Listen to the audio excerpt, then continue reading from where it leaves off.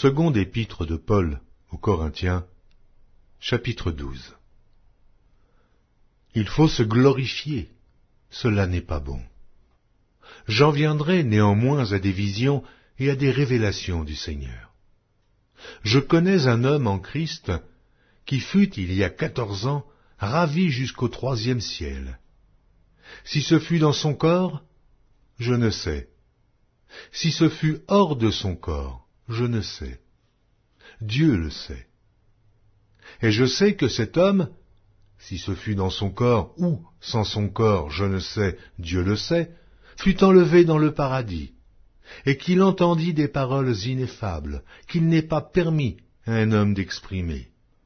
Je me glorifierais d'un tel homme, mais de moi-même, je ne me glorifierais pas, sinon de mes infirmités. Si je voulais me glorifier, je ne serais pas un insensé, car je dirais la vérité. Mais je m'en abstiens, afin que personne n'ait à mon sujet une opinion supérieure à ce qu'il voit en moi ou à ce qu'il entend de moi. Et pour que je ne sois pas enflé d'orgueil à cause de l'excellence de ces révélations, il m'a été mis une écharde dans la chair, un ange de Satan, pour me souffleter et m'empêcher de m'enorgueillir. 3 fois j'ai prié le Seigneur de l'éloigner de moi, et il m'a dit, « Ma grâce te suffit, car ma puissance s'accomplit dans la faiblesse. Je me glorifierai donc bien plus volontiers de mes faiblesses, afin que la puissance de Christ repose sur moi. C'est pourquoi je me plais dans les faiblesses, dans les outrages, dans les calamités, dans les persécutions, dans les détresses, pour Christ. Car quand je suis faible, c'est alors que je suis fort. J'ai été un insensé, vous m'y avez contraint. C'est par vous que je devais être recommandé, car je n'ai été inférieur en rien aux apôtres par excellence, quoique je ne sois rien. Les preuves de mon apostolat ont éclaté au milieu de vous par une patience à toute épreuve, par des signes, des prodiges et des miracles. En quoi avez-vous été traités moins favorablement que les autres églises? Sinon, en ce que je ne vous ai point été à charge.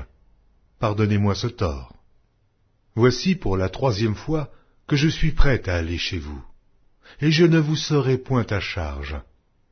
Car ce ne sont pas vos biens que je cherche, c'est vous-même. Ce n'est pas, en effet, aux enfants à amasser pour leurs parents, mais aux parents pour leurs enfants. Pour moi, je dépenserai très volontiers, et je me dépenserai moi-même pour vos âmes. Dussé-je, en vous aimant davantage, être moins aimé de vous? Soit, je ne vous ai point été à charge, mais en homme astucieux, je vous ai pris par ruse. Ai-je tiré du profit de vous par quelqu'un de ceux que je vous ai envoyés? J'ai engagé Tite à aller chez vous, et avec lui j'ai envoyé le frère.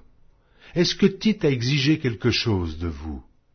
N'avons-nous pas marché dans le même esprit sur les mêmes traces? Vous vous imaginez depuis longtemps que nous nous justifions auprès de vous. C'est devant Dieu, en Christ que nous parlons. Et tout cela, bien-aimés, nous le disons pour votre édification. Car je crains de ne pas vous trouver à mon arrivée tel que je voudrais, et d'être moi-même trouvé par vous tel que vous ne voudriez pas. Je crains de trouver des querelles, de la jalousie, des animosités, des cabales, des médisances, des calomnies, de l'orgueil, des troubles. Je crains qu'à mon arrivée, mon Dieu ne m'humilie de nouveau à votre sujet, et que je n'aie à pleurer sur plusieurs de ceux qui ont prêché précédemment et qui ne se sont pas repentis de l'impureté, de l'impudicité, et des dissolutions auxquelles ils se sont livrés.